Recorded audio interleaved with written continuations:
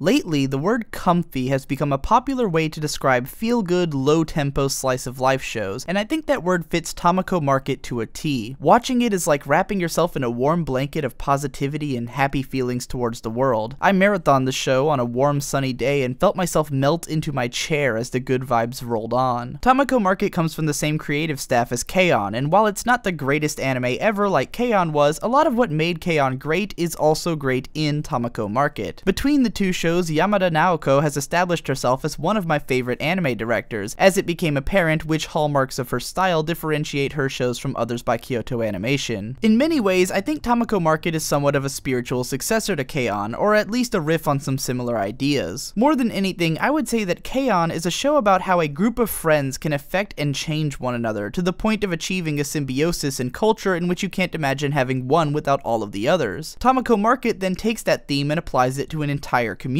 namely the Rabbit Mountain Shopping Center. This connection is even represented in the show's opening theme as it relates to the second K-On! Ending theme. See how almost the exact same shot exists in both shows, but in one, the next shot brings the entire community into the picture instead of returning to focus on just the main girls. We can best see how much this community affects people through the foreign entities which get swept up in it. One after another, Dera, Shiori, Choi, and to a lesser extent Mecha all get caught in the so-called trap of unbound kindness and good-natured love that this community shares, and find themselves changing to fit the tempo of that community. No one represents this tempo better than Tamako, whose every thought and sense of being completely revolves around her being a mochi maker's daughter and the product of the place she was raised in. This community is sold to us through the same extreme attention to detail in character and setting that this production team brought to K-On! Even characters who barely get any screen time feel like living entities in this show, as it presents them with all of their own unique quirks and subtle differences. Most shows would try to achieve this by making all of the characters wacky one-note jokes, but Tamako Market seems to effortlessly differentiate between all of these people while keeping them believable and real. Even if we don't know the town and its residents that well, the show itself does and can present us with tidbits of their lives sure-handedly. That brings me to the only problem I had with the series though, which is that it's shorter than it could have been and doesn't get enough time to explore the setting in depth. While I enjoyed the silly and supernatural edge that the Southern Island characters brought to the story, I felt they took up too much time trying to inject a plot into a show that really didn't need one to be enjoyable. Most of the best scenes came from learning the history of the town and its residents, and getting little clues into why each character thinks and acts the way that they do. The sequel film, Tamako Love Story, shows that there were good stories to be told in this town without the islanders around, but even then I kept thinking how much I'd like to get to know the other residents of the town and see more of their lives. But maybe that's a testament to just how good the little bits of characterization were. I wanted to see a day in the life of the flower girl, Kaoru, whom I'm fairly certain was meant to be transgendered, even though it's never mentioned by anyone and only hinted at in the fact that she's voiced by a man and has a somewhat masculine jawline. I wanted to know more about the introverted old coffee shop owner Yaobi, who seems vaguely depressed all the time and puts on foreign music on vinyl while forcing bitter coffee on his patrons and imparting life wisdom. Maybe some of the island stuff could have been cut to fit more of these characters in, but I'd just as easily settle for a whole second season of the show if it explored the town in more depth. All in all, I enjoyed Tamako Market a lot, as I'm always a fan of a show that can sell me on its setting and characters through details and subtlety. I'm also a fan of shows that portray people as good-natured and communal creatures, because as a hardcore optimist, I'd really like to believe that that's how we are, even if my own house is so out of the way that I don't really get any sense of community myself. Maybe I'm experiencing it vicariously through shows like this. I certainly know that after a few episodes, I wanted nothing more than the chance to stroll through Tamako's Market and meet all of these people in person, for a taste of those croquets and, of course, a bite of that mochi.